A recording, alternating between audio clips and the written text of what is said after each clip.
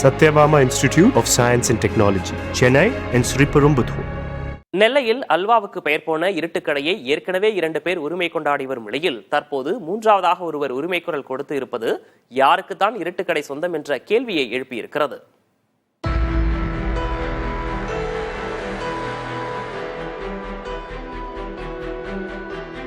நெல்லை அல்வா என்றாலே அனைவருக்கும் நினைவுக்கு வரும் இருட்டுக்கடை சுவைக்கு மட்டுமல்ல, தற்போது சர்ச்சைக்கும் பெயர் போனதாக மாறியுள்ளது.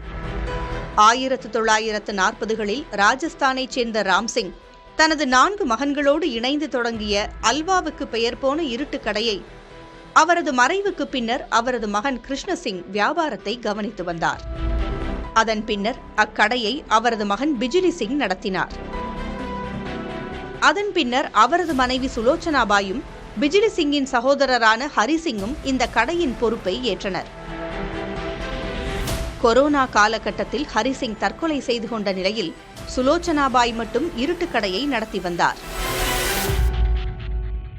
இப்படியான சூழலில் பிஜிலி சிங் சுலோச்சனாபாய் தம்பதிக்கு வாரிசுகள் இல்லாததால் சுலோச்சனாபாயின் உடன்பிறந்த சகோதரர் ஜெயராம் சிங் வசம் கடை சென்றது.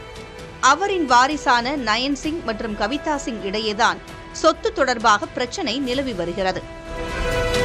ஏற்கனவே கவிதா சிங்கிற்கும் இருட்டுக்கடைக்கும் தொடர்பில்லை என நயன் சிங் தரப்பில் விளக்கமளிக்கப்பட்டிருந்த சூழலில் தற்போது 3வது நபர் ஒருவர் இருட்டுக்கடையை உரிமை கொண்டாடியுள்ளார்.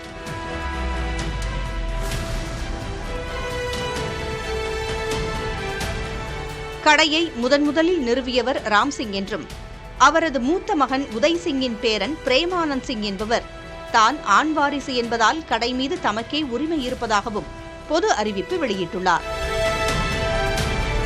மேலும் கவிதா மற்றும் நயன் சிங் ஆகியோர் ஊதியம் பெறும் பணியாளர்கள் மட்டுமே என்றும் கடையை சட்டப்பூர்வமாக கைப்பற்ற 2023ஆம் ஆண்டில் வழக்கு தொடுத்திருப்பதாகவும் பிரேம் ஆனந்த் சிங் கூறியுள்ளார்.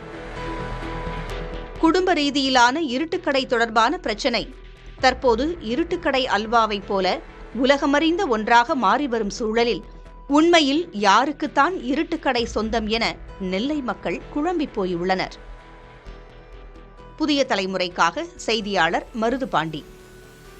Satyabama Institute of Science and Technology, Chennai and Sriperumbudur.